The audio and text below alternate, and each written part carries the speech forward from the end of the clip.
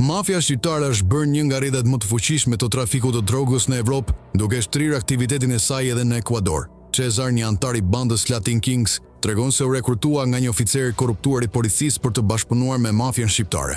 Ata i kërkuan të organizonte kontrabandën e drogës dhe nëse refuzonte, kërcënohej me vdekje.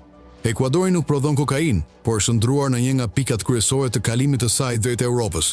Sipas autoriteteve, 70% e kokainës botërore kalon nëpër portet e Ekuadorit. Droga vjen nga Kolumbia dhe Peruja dhe ruhet në magazina, derisa të gjendet kontenjeri dur për të transportuar.